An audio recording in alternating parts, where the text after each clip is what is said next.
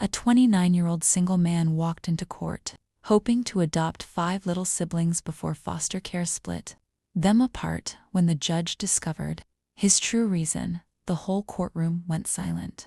I'm 29 years old. I'm unmarried. I don't have a spouse, a huge house, or piles of money in the bank. What I do have is 5 scared children sitting a few feet away from me.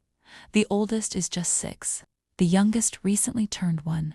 Right now, they're pressed together on a stiff bench outside a family courtroom, clinging to one another as if letting go would mean losing everything they still have.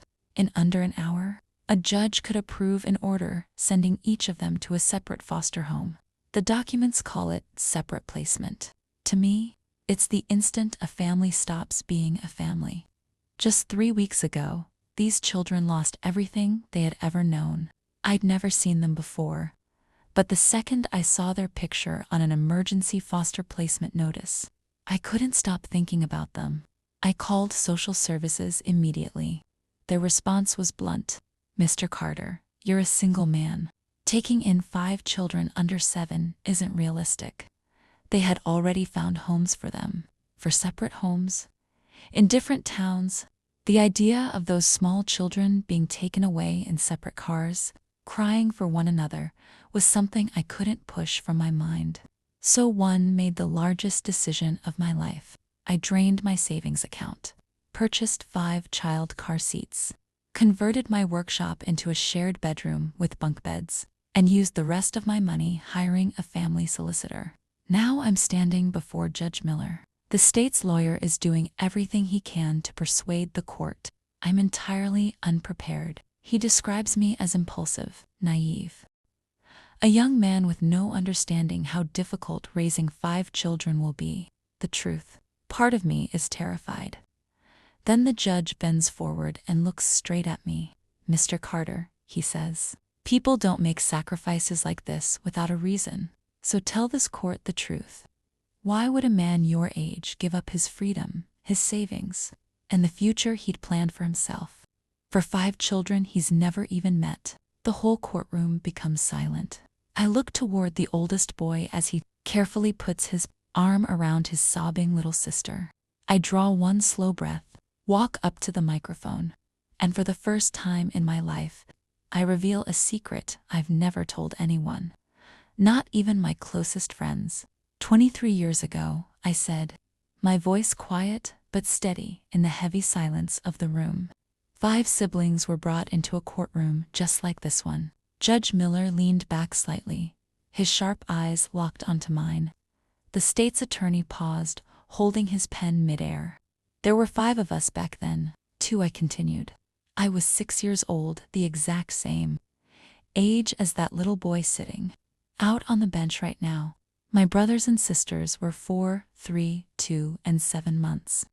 Our parents passed away in a sudden accident. And the state said the exact same thing your lawyer said today. Keeping 5 young children together isn't realistic." A collective, quiet gasp rippled through the gallery behind me. "So they split us up," feeling a tightness in my throat that I had carried for over 2 decades. "They put us in 4 different cars heading to 4 different cities." I held onto my 4-year-old sister's hand until a caseworker pulled us apart. She was crying so hard she was choking. That was the last time I ever saw her, the last time I saw any of my brothers or sisters. By the time I aged out of the foster care system and searched for them, the records were sealed, adoption names were changed, and the trail was completely cold.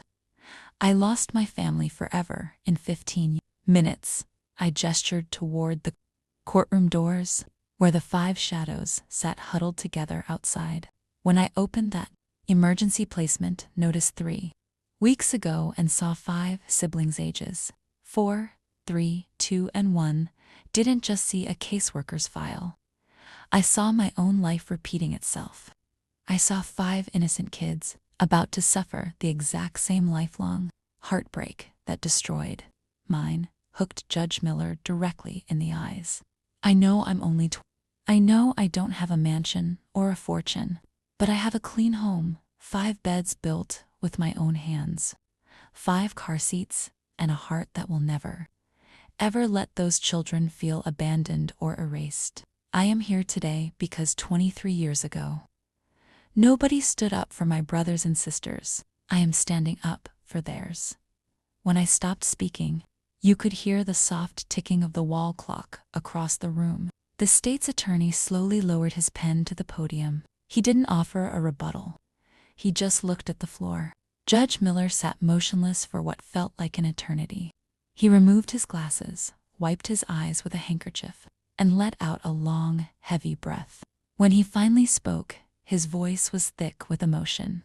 "Mr. Carter," the judge whispered softly, before clearing his throat to regain his composure. He gathered the papers on his desk and brought down his gavel with a firm, decisive strike that echoed through the hall.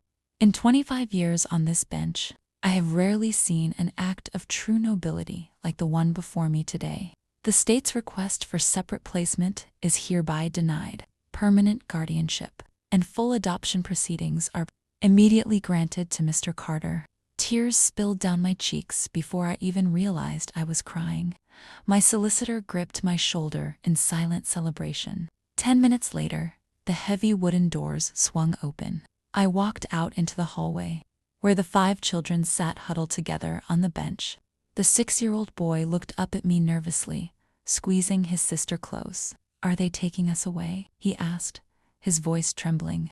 I knelt down on the hard floor until I was right at eye level with him, reaching out gently to take his tiny hand.